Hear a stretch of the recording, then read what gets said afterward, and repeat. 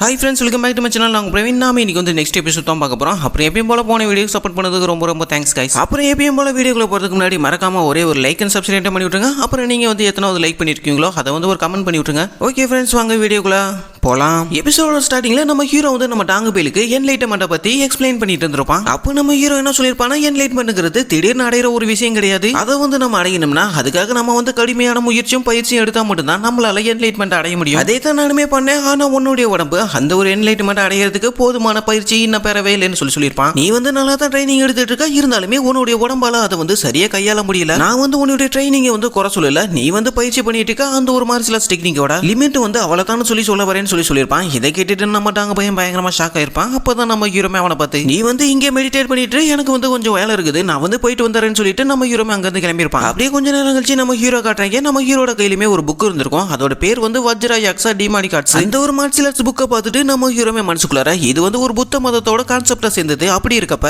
எதுக்காக இதுக்கு டிமானிக் பேர் வச்சிருக்காங்கன்னு நம்ம பயிலுமே யோசிச்சு பார்த்துட்டு, இந்த ஒரு மார்ஷியல் ஆர்ட்ஸ் டெக்னிக் வந்து நம்ம டாங்க பயிலுக்கு ரொம்பவுமே பொருத்தமா இருக்கும். அவ இருக்க இந்த ஒரு கண்டிஷன்ல கண்டிப்பா இதை வந்து ஒரே நாள்ல கத்துக்குவான். என்ன அவனுடைய டிமானிக் எனர்ஜி வந்து இதுக்கு கன்வெர்ட் பண்றது கொஞ்சம் கஷ்டம்னு இவனுமே யோசிச்சு பார்த்துட்டு இருக்கப்ப தான் அது கூட சேர்த்து வேற சில மார்ஷியல் ஆர்ட்ஸ் டெக்னிக்குமே நீங்க தேர்ந்தெடுங்கன்னு ஒரு வாய்ஸ் கேட்டிருக்கோம். நம்ம பயில எங்க இருந்தாலும் அந்த வாய்ஸ் வருதுன்னு அவனுமே சைடுல திரும்பி பார்த்திருப்பான். அங்க யாருமே இருந்திருக்க மாட்டாங்க. அந்த டைம் நம்ம ஹீரோமே யதார்த்தமா கீழே குனிஞ்சு பார்த்திருப்பான். அங்க பார்த்தா அந்த 7th யங் லேடி தான் இருந்திருக்கும். அந்த பொண்ணை பார்த்துட்டு பயங்கரமா பயந்து போயிருப்பான். அதோட நம்ம ஹீரோமே பயத்துல உன்னை வந்து என்னால கொஞ்சம் கூட சென்சே பண்ண முடியலன்னு சொல்லிட்டு இருக்கப்ப தான் அந்த பொண்ணுமே கியூட்டா பிரதர்னு சொல்லியிருக்கோம். நம்ம பயிலுமே என்னது பிரதரா, இதுக்கு முன்னாடி உன்னை வந்து நான் எங்கேயோ பார்த்திருக்கேன்னு நம்ம ஹீரோமே யோசிச்சு பார்த்திருப்பான். அப்பதான் நம்ம ஹீரோக்குமே ஞாபகம் வந்திருக்கும். நம்ம வந்து அந்த தனிமையான மூங்கில் காட்டுக்குள்ள இருந்து திரும்ப ரிட்டர்ன் வந்ததுக்கு அப்புறம் டீமன் லார்டோட அந்த ஒரு மீட்டிங்ல தான் இந்த பொண்ணை பார்த்திருப்பான். அந்த 4th யங் லார்டு பைய போல இந்த குட்டி பொண்ணுக்கு வந்து பயங்கரமா பாய்சன் பண்ணிருப்பான். இதனால அவ வந்து ரொம்பவே வீக்கா இருந்திருப்பா. அதோட இந்த குட்டி பொண்ணு தான் 7th யங் லேடி சோ யோமின் அப்படின்னு நம்ம ஹீரோமே யோசிச்சு பார்த்துட்டு இருக்கப்ப தான் இன்னொரு விஷயத்தையுமே நோட் பண்ணிருப்பான். அந்த பொண்ணு வந்து முன்ன இருந்ததோட இப்ப வந்து கம்ப்ளீட்டா கியூரா இருக்கும். அதே சமயம் அந்த குட்டி பொண்ணுமே நம்ம ஹீரோ பார்த்து என்ன வந்து உங்க வீட்டுக்கு கூட்டிட்டு போறீங்களான்னு கேட்க, இதை கேட்டுட்டு நம்ம பையன் பயங்கரமா ஷாக் ஆயிருப்பான். அப்படியே எதிர்ப்பான கொஞ்ச நேரம் கழிச்சு நம்ம ஹீரோட மேன்ஷனா தான் காட்டுறீங்க. நம்ம ஆங்க பொண்ணுமே அந்த குட்டி பொண்ணுக்காக எக்கச்சக்கமான டிஷ் எல்லாம் செஞ்சு கொண்டு வந்திருப்பா. அந்த டைம் நம்ம ஹீரோமே அந்த குட்டி பொண்ணை பார்த்து, நீ வந்து இந்த டிமானிக்கல்ட்டோட 10 கிரேட் மார்ஷியல் ஆர்ட்ஸ் டெக்னிக் வந்து பிராக்டிஸ் பண்ணிட்டு இருக்கியான்னு கேட்க, அதுக்கு அந்த குட்டி பொண்ணுமே ஆமான்னு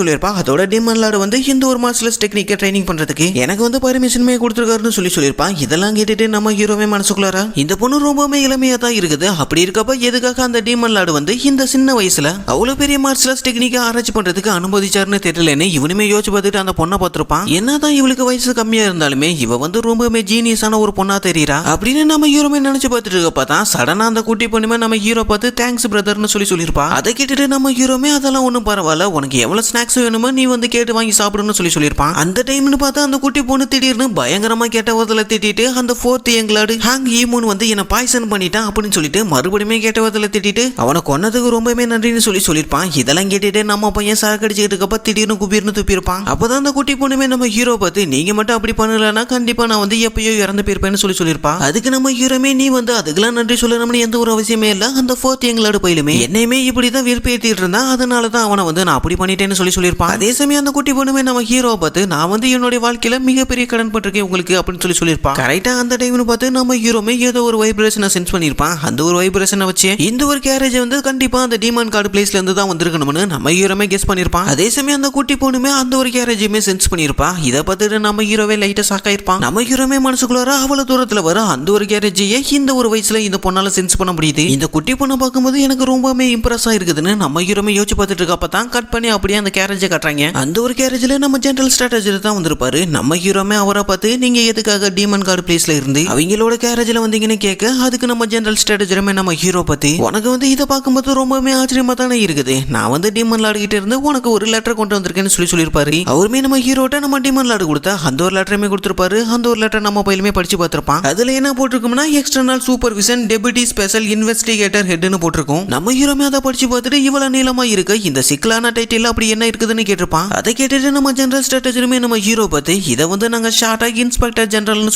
சொல்லுவோம், கண்டிப்பா இந்த டைட்டிலுக்கான கடமை என்னன்னு உங்களுக்கு ஏற்கனவே தெரிஞ்சிருக்கணும்னு எனக்கு தோணுதுன்னு சொல்ல. அதை கேட்டுட்டு நம்ம பையிலுமே அதை பத்தி எனக்கு எதுவுமே தெரியாது, அது மட்டும் இல்லாம எதுக்காக இந்த ஒரு பட்டத்தை எனக்கு கொடுக்குறீங்க, இந்த ஒரு டைட்டில பார்க்கும்போது எனக்கு நல்லாவே புரியுது, இந்த கல்ட்டில் இருக்க எந்த ஒரு ஒரு சக்சஸர் கேண்டிடேட்டுமே இந்த ஒரு டைட்டில வந்து ஏத்துக்க மாட்டாங்கன்னு எனக்கு தோணுதுன்னு சொல்லியிருப்பான். நம்ம ஹீரோ சொன்னதுல கேட்டுட்டு அந்த ஜெனரல் ஸ்ட்ராட்டஜியுமே நம்ம மொபைல பார்த்து அதனால தான் நாங்க வந்து அதுல துணைங்கிற பேரையுமே நாங்க ஆட் பண்ணிருக்கோம். அதனால இந்த ஒரு ஜாப் வந்து உங்களுக்கு ஒரு டெம்பரரி பொசிஷன் தான், இதனால எந்த ஒரு பிரச்சனையும் உங்களுக்கு ஏற்படாது அப்படின்னு அவருமே நம்ம ஹீரோட சொல்லியிருப்பாரு. இதெல்லாம் கேட்டுட்டு நம்ம பையிலுமே அவரை பார்த்து இந்த ஒரு பொசிஷனால ஏதாச்சும் சிக்கல் வர வாய்ப்பு இருக்குதான்னு கேட்டிருப்பான். அதை கேட்டுட்டு அவருமே நீங்க எதுக்காக அப்படி கேக்குறீங்கன்னு கேட்க அதை கேட்டுட்டு நம்ம பையிலுமே அவர்கிட்ட ஏன்னா இந்த ஒரு பொசிஷன் வந்து நிறைய பழங்களை ஈர்க்கக்கூடிய ஒரு ஈக்கல் மாதிரி, அப்படி இருக்கப்ப இது வந்து இந்த வாரிசு போட்டியை பாதிக்காதான்னு கேட்டிருப்பான். அதை கேட்டுட்டு அந்த ஜெனரல் ஸ்ட்ராட்டஜியுமே கொஞ்ச நேரம் யோசிச்சு பார்த்துட்டு நீங்க ஒன்னும் கவலைப்படாதீங்க, இது வந்து டீமன் லார்டால கொடுக்கப்பட்ட ஒரு அப்பாயின்மெண்ட் தான், அதனால உங்களுக்கு வந்து இதனால எந்த ஒரு பிரச்சனையுமே இல்லைன்னு சொல்லியிருப்பாரு. இதெல்லாம் கேட்டுட்டு நம்ம ஹீரோமே அவர்கிட்ட உங்களுடைய இந்த வேடிக்கையான அப்புறம் மகிழ்ச்சியான இந்த ஒரு செயல்பாட்டை பார்க்கும்போது எனக்கு நல்லாவே புரியுது, நான் வந்து ஏமாற்றப்பட்டிருக்கேன்னு மட்டும் என்னால உணர முடியுதுன்னு சொல்லியிருப்பான். அதை கேட்டுட்டு அந்த ஜெனரல் ஸ்ட்ராட்டஜியுமே சிரிச்சுக்கிட்டு அவருமே மனசுக்குள்ளார இந்த தேடியங்களோட வந்து எல்லாத்தையுமே ரொம்ப சீக்கிரமா புரிஞ்சுக்கிறாரு. அதோட மட்டும் இல்லாம இவருக்கு வந்து இந்த டீமன் கல்ட்டோட எந்த ஒரு பாலிடிக்ஸ்லுமே எந்த ஒரு எக்ஸ்பீரியன்ஸுமே இல்ல, அப்படி இருக்கப்ப எப்படி வந்து இவரு இவ்வளவு சாதுரியமா இருக்காரு, ஒருவேளை அது வந்து இவரோட சர்வைவல் இன்ஸ்டிங்க்டா இருக்குமோன்னு இவருமே யோசிச்சு பார்த்துட்டு அவரு நம்ம ஹீரோ கிட்ட எப்படியா இருந்தாலுமே இது வந்து டீமன் லார்டால கொடுக்கப்பட்ட ஒரு கமெண்ட், அதனால நீங்க வந்து இன்னும் 2 நாளா இந்த கல்ட்டை விட்டு வெளியே போக வேண்டியது இருக்கும், அதுக்காக நீங்க வந்து சீக்கிரமா ப்ரிப்பேர் ஆகுங்கன்னு சொல்லியிருப்பாரு. அதை கேட்டுட்டு நம்ம பையிலுமே மனசுக்குள்ளார என்னது கல்ட்டை விட்டு வெளியே போகணுமா,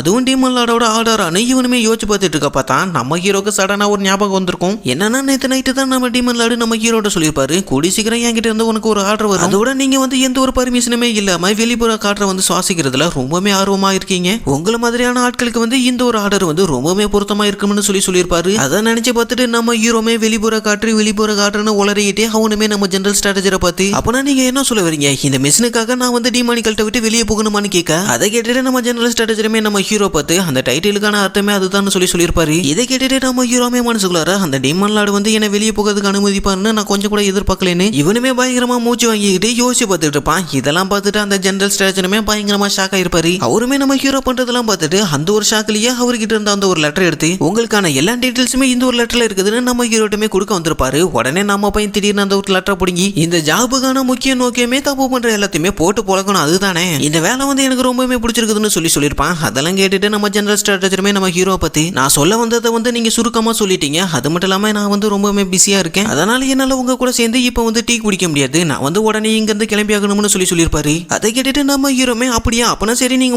இங்க இருந்து கிளம்புங்கன்னு சொல்லிட்டு நம்ம பையிலுமே யாரா அங்க இருக்கா உடனே ஜெனரல் ஸ்ட்ராட்டஜருக்காக குதிரை வண்டியை கொண்டு வாங்கடான்னு கத்திருப்பான். அவருமே கேரேஜ்ல போயிட்டு இருக்கப்ப என்னால வந்து உங்களை வழி அனுப்பி வைக்கிறதுக்கு வர முடியாது, அதனால நீங்க வந்து பார்த்து சேஃபா போங்கன்னு சொல்லியிருப்பாரு. அதை கேட்டுட்டு நம்ம பையிலுமே நீங்க ஒன்னும் கவலைப்படாதீங்கன்னு சொல்லிட்டு அவனுமே பயங்கரமா அழுதுருப்பான். அதே சமயம் அந்த குட்டி பொண்ணுமே நம்ம ஹீரோ பக்கத்துல தான் நின்றுக்கும். அந்த பொண்ணை பார்த்துட்டு நம்ம ஹீரோமே யாமே நீயுமே இங்க தான் இருக்கியான்னு கேட்டிருப்பான். அதை கேட்டுட்டு அந்த குட்டி பொண்ணுமே நீங்க எது ஹேர்ட் ஆயிட்டீங்களா, நீங்க எதுக்காக அழுவுறீங்கன்னு கேட்டிருப்பா. அதை கேட்டுட்டு நம்ம ஹீரோமே அவளை பார்த்து நீ ஒன்னும் கவலைப்படாத இது வந்து ஆனந்த கண்ணீர்னு சொல்லிட்டு நம்ம பையன் திடீர்னு அந்த பொண்ணோட கையை பிடிச்சி பயங்கரமா சுத்த ஆரம்பிச்சிருப்பான். அப்பதான் நம்ம ஜெனரல் ஸ்ட்ராட்டஜருமே காட்டுறாங்க இவர் வந்து ஏதோ ஒன்னு பயங்கரமா யோசிச்சு பார்த்திருப்பாரு. இந்த தேர்ட் எங்களாடு வந்து எப்படி இந்த பிரச்சனையை சமாளிக்க போறாருன்னு தெரியலன்னு இவருமே யோசிச்சு பார்த்துக்கிட்டே கொஞ்ச நாளாவே இந்த டிமானி கல்ட்டுக்கும் இந்த டிமானி கல்ட்டுல இருக்க 7 ஃபேமிலிக்கும் இடையில பவர் பேலன்ஸுக்கான சமநிலை வந்து ரொம்பவே அன்ஸ்டேபிளா இருக்குது. கிட்டத்தட்ட பல நூற்றாண்டுகளா இந்த 7 ஃபேமிலி தான் இந்த டிமானி கல்ட்டோட கை கால்களா வந்து செயல்பட்டு வந்துகிட்டு இருக்குது. ஆனா இந்த 7 ஃபேமிலி சேர்ந்தவங்க அவங்களுக்குள்ளே பிரச்சனை பண்ணிட்டு இருக்காங்க. இதனால இந்த டிமானி கல்ட்டோட பேலன்ஸ் வந்து ரொம்பவே அன்ஸ்டேபிளா இருக்குது. இந்த பிரச்சனைக்கெல்லாம் காரணம் வந்து அந்த ஜோக்ஸோ ஃபேமிலி அப்புறம் அந்த ஜோஜோ ஃபேமிலி தான். இது எல்லாத்துக்குமே முக்கியமான காரணமா இருக்காங்க.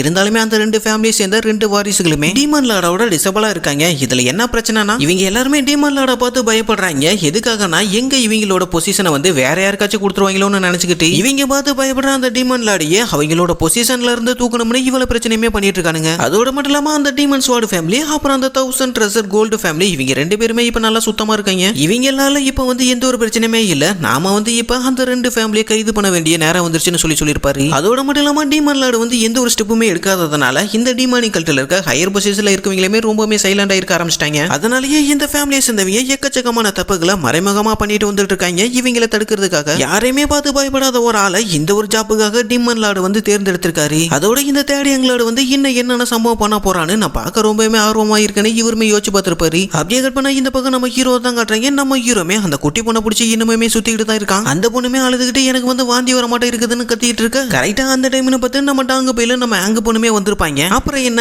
நம்ம பையன் அந்த 2 பேரோட கையை பிடிச்சுமே சுத்த ஆரம்பிச்சிருப்பான். அப்பதான் நம்ம ஹீரோமே மனசுக்குள்ள நினைச்சு பார்த்துக்கிட்டு டாங் ஃபீல் ஆங்குவா நான் வந்து உங்க 2 பேரை விட்டுட்டு போக போறேன்னு சொல்லியிருப்பான். அப்படியே கட் பண்ணா கொஞ்ச நேரம் கழிச்சு காட்டுறாங்க நம்ம டாங்க பையன் வந்து நம்ம ஹீரோ கொடுத்த அந்த ஒரு வஜ்ரா யாக்ஸா டிமானி காட்ஸை வந்து பயங்கரமா ட்ரைனிங் பண்ணிட்டு இருந்திருப்பான். அந்த டைம் அவனுமே மனசுக்குள்ளார தேடி எங்களாட கொடுத்தா இந்த ஒரு டிமானி கார்ட்ஸ் வந்து ரொம்பவே பவர்ஃபுல்லா இருக்குது. இதுக்கு முன்னாடி நான் யூஸ் பண்ண அந்த ஒரு டிமானி கார்ட்ஸை விட இது வந்து ரொம்பவே பவர்ஃபுல்லாவும் ஸ்ட்ரேஞ்சாவே இருக்குதுன்னு இவனுமே யோசிச்சு பார்த்துட்டு பயங்கரமா ட்ரைனிங் எடுத்துக்கிட்டு இருந்திருப்பான். கரெக்டா அந்த சமயம் பார்த்து நம்ம டாங்க பையன் ட்ரைனிங் எடுத்துட்டு இருக்க அந்த ஒரு இடத்துக்கு நம்ம ஹீரோமே வந்திருப்பான். அவனுமே நம்ம டாங்க பையில பார்த்து நான் வந்து உனக்கு வாழ்த்து சொல்லிக்கிறேன், நீ வந்து இந்த டிமானி கார்ட்ஸை ரொம்ப சீக்கிரமாவே மாஸ்டர் பண்ணிட்டேன். அது மட்டும் இல்லாம இந்த டிமானி கார்ட்ஸை வந்து நல்ல முறையில பயன்படுத்துவேன்னு நான் நம்புறேன்னு சொல்லியிருப்பான். இதெல்லாம் கேட்டுட்டு நம்ம டாங்க பையிலுமே நம்ம ஹீரோவை பார்த்து ஆனா யங் மாஸ்டர் நான் வந்து இந்த ஒரு டிமானி கார்ட்ஸை உங்களை ப்ரொடெக்ட் பண்றதுக்கு மட்டும் தான் யூஸ் பண்ணுவேன்னு சொல்லியிருப்பான். அதை கேட்டுட்டு நம்ம ஹீரோமே இல்ல இது வந்து உன்னுடைய பவர், இது வந்து உனக்காக மட்டும் தான் நீ பயன்படுத்திக்கணும்னு சொல்லியிருப்பான். நம்ம ஹீரோ சொன்னதெல்லாம் கேட்டுட்டு நம்ம டாங்க பையிலுமே அவனை பார்த்து இல்ல யங் மாஸ்டர் என்ன மன்னிச்சுக்கங்க, என்னால நீங்க சொல்ற மட்டும் பண்ண முடியாது. நான் வந்து உங்களுடைய எஸ்கார்டு வாரியர், அப்படி இருக்கப்போ உங்க மேல படுற எந்த ஒரு ஆயுதமா இருந்தாலும் சரி அது வந்து என்னோட உடம்ப தாண்டி தான் உங்க மேல படும்னு சொல்லியிருப்பான். அப்படியே கொஞ்ச நேரம் கழிச்சு காட்டுறீங்க நம்ம ஹீரோமே நம்ம டாங்க பையன் சொன்னதெல்லாம் கேட்டுட்டு பயங்கரமா யோசிச்சு பார்த்துட்டு இருப்பான். அப்பதான் நம்ம ஹீரோமே மனசுக்குள்ளார டாங் ஃபீல் வந்து நிறைய டைம் என்னோட உயிரை வந்து காப்பாத்திருக்கேன். அது மட்டும் இல்லாம என்னோட ஃபாஸ்ட் லைஃப்ல யாருமே டாங் ஃபீல் மாட்டோம், எனக்கு கேர் பண்ணது கூட கிடையாது. அது மட்டும் இல்லாம அதை பத்தி நான் இது வரைக்கும் நினைச்சு கூட பார்த்தது இல்ல. ஒருவேளை நான் வந்து இந்த கல்ட்டை விட்டு தப்பிச்சு போக முயற்சி பண்றப்ப டாங் ஃபீல் வந்து என்ன தடுத்தா என்ன பண்றது, அவனை என்னால கொல்ல முடியுமான்னு இவனுமே யோசிச்சு பார்த்துக்கிட்டு அவனுமே நம்ம டாங் ஃபீல்ல பார்த்து நினைச்சுக்கிட்டு நீ வந்து உன்னோட இதயத்துல மத்தவங்க மேல அளவுக்கு அதிகமான அன்பு வச்சிருக்க, அப்படி மட்டும் நீ இருந்தா கண்டிப்பா உன்னால ஒரு நாள் கூட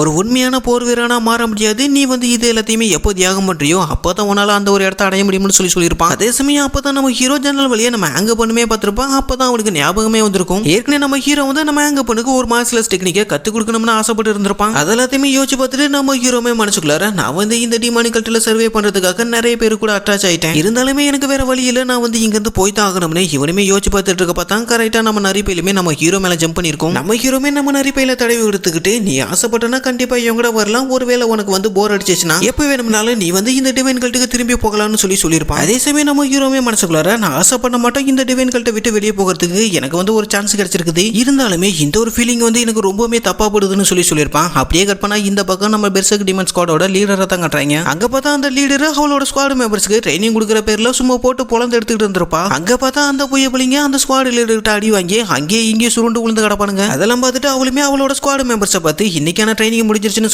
சொல்லியிருப்பாங்க. அப்பதான் அந்த இடத்துக்கு ஒரு டாக்டர் பையன் வந்து நம்ம ஸ்குவாட் லீடரை பார்த்து பயந்துகிட்டே உங்களுக்கு வந்து நிறையவே இன்ஜுரி ஆயிருக்குது, நீங்க வந்து ட்ரீட்மெண்ட் எடுத்துக்கங்கன்னு சொல்லியிருப்பான். அந்த பைபிள சொன்னதெல்லாம் கேட்டுட்டு நம்ம ஸ்குவாட் லீடருமே நான் வந்து இப்ப நல்லா தான் இருக்கேன், என்னுடைய சபார்டினேட்ஸை போய் கவனின்னு சொல்லிட்டு அவளுமே அந்த ட்ரைனிங் கிரவுண்ட்ல இருந்த அந்த ஒரு டென்ட்டுக்குள்ளாருமே போக ஆரம்பிச்சிருப்பா. அவளுமே மனசுக்குள்ளார எனக்கு வந்து ரொம்பவே வெறுப்பாக இருக்குது, எவ்வளவு நாள் தான் என்னை விட வீக்கான ஒரு ஆளை போட்டு அடிச்சுக்கிட்டு நான் ட்ரைனிங் எடுத்துக்கிட்டு இருக்கிறது, இதுக்கப்புறம் அந்த தேடி எங்களோட முட்டா பையன் கூட போயிட்டு சண்டை போட்டா மட்டும் தான் நான் கொஞ்சமாவது நிம்மதியா இருப்பேன், இவனுங்க ஏதாச்சும் மிஷன்ஸை கொடுத்தாவது கொஞ்சமாவது நிம்மதியா இருக்கும்னு இவளுமே புலம்பிக்கிட்டே அந்த டென்ட்டுக்குள்ளாருமே வந்திருப்பா. அங்க பார்த்தா நம்ம ஹால் மாஸ்டர் தான் இருந்திருப்பாரு. அவரை பார்த்துட்டு அவளுமே நீங்க இங்க என்ன பண்றீங்கன்னு கேட்க அதுக்கு அவருமே அவளை பார்த்து நீ வந்து கொஞ்ச நேரத்துக்கு முன்னாடி போர் அடிக்குதுன்னு தானே சொன்னேன், அப்பனா சரி நான் வந்து இந்த பெர்சர்க் டிமன் ஸ்குவாடுக்கு வந்து ஒரு மிஷன் ஒன்று தரலான்னு இருக்கேன், அதை செய்ய நீ தயாராயிருக்கியான்னு கேட்டுப்பாரு. அதை கேட்டுட்டு அவ வந்து பயங்கரமா ஹாப்பியா இருப்பா. அப்படியே கட் பண்ண இந்த பக்கம் நம்ம ஹீரோ தான் காட்டுறாங்க. நம்ம ஹீரோமே நம்ம அங்க பொண்ணுக்காக ஒரு மார்ஷல் டெக்னிக் எழுதி கொடுத்துருப்பான். அதை பார்த்துட்டு அவ பயங்கரமா ஷாக் ஆயிருப்பான். அவளுமே நம்ம ஹீரோ பார்த்து யங் மாஸ்டர் நீங்க வந்து இந்த ஒரு மார்ஷல் டெக்னிக்கை எனக்காக நீங்க வந்து உங்களோட கைகளால எழுதினீங்களான்னு கேட்க